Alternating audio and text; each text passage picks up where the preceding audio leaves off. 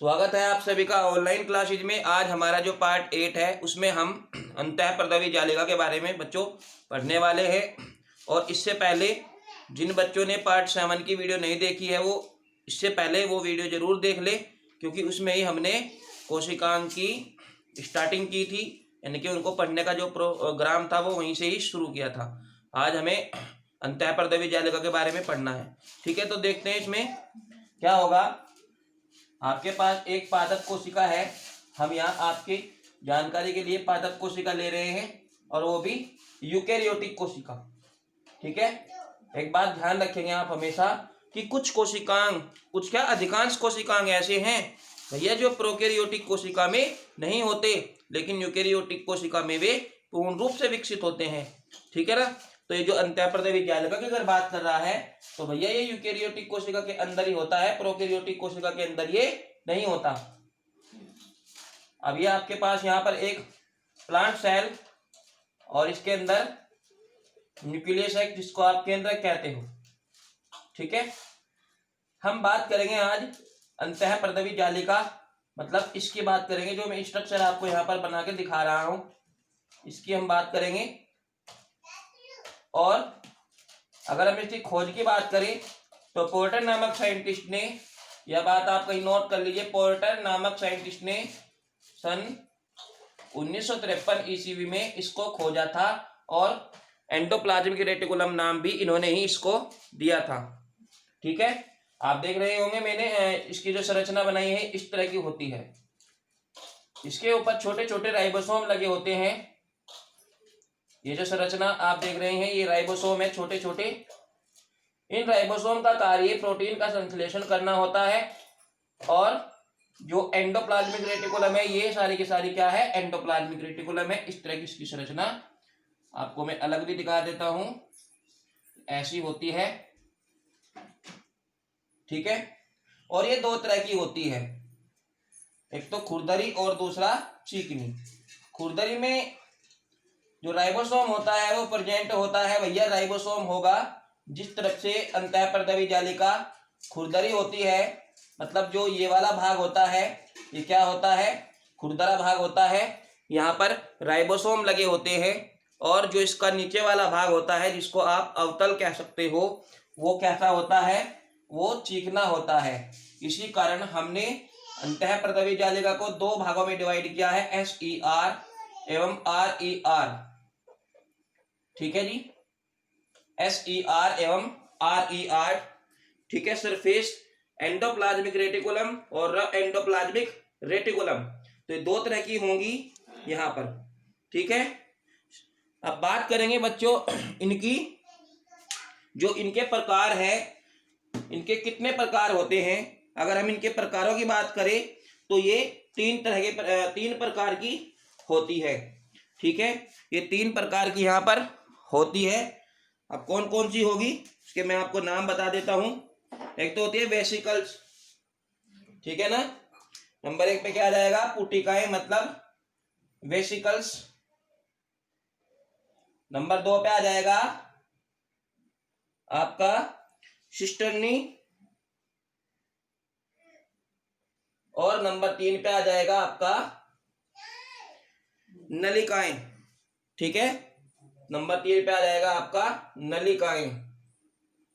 तो इनकी संरचना जो होती है कोशिका में तीन तरह की होती है, पुटिकाएं होती है, सिस्टर्नी होती है, और नलिकाएं होती है।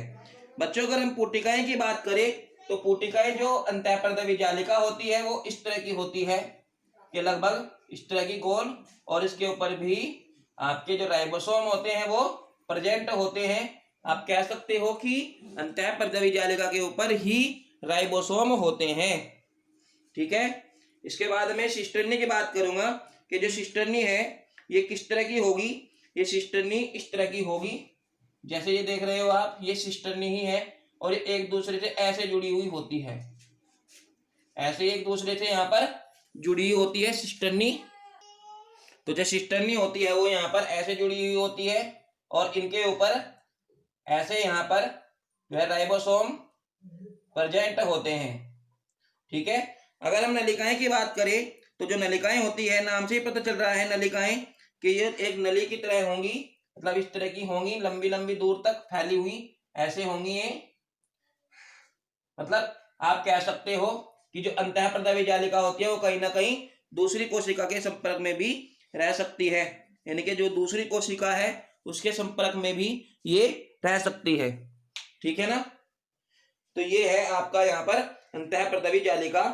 प्यारे बच्चों, अगर हम इसकी चौड़ाई की बात करें तो लगभग कितनी होती है ये, 1/500 माइक्रोन, यानी कि 1/500 माइक्रोमीटर के आसपास।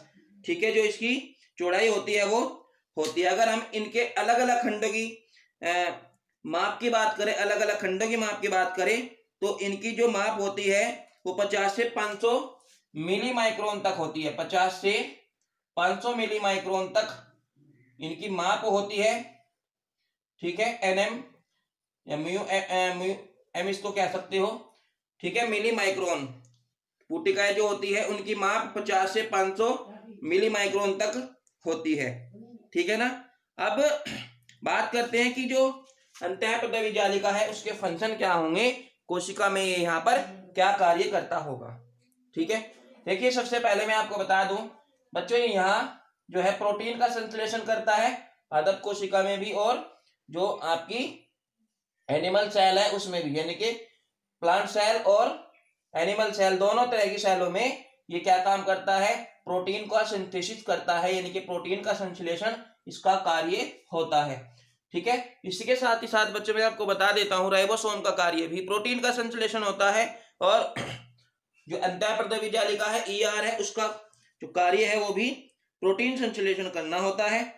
ठीक है, यहाँ पर एंजाइम के अलावा फैट और भी कई तरह के सिंथेसिस यहाँ पर होते हैं। तो ये हो जाता है हमारा अंतःप्रद्रवी जालिका के कार्य और संरचना। ठीक है ना। अब इसके में एक दो फंक्शन तुम्हें प्लांट सेल के बारे में बता देता हूं। ठीक है ना, प्लांट सेल में और एनिमल सेल में इसके जो महत्वपूर्ण कार्य है। ठीक है, वसा का इमल्सीकरण करना और कोलेस्ट्रॉल, स्टेरॉइड, इस तरह का भी संश्लेषण यहाँ पर होता है। ठीक है ना।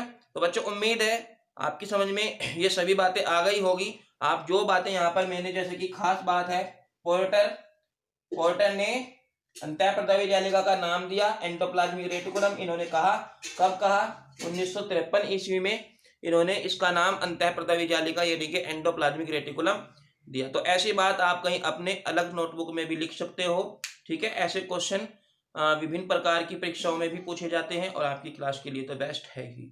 ठीक है, तो धन्यवाद। आज की वीडियो में इतना ही।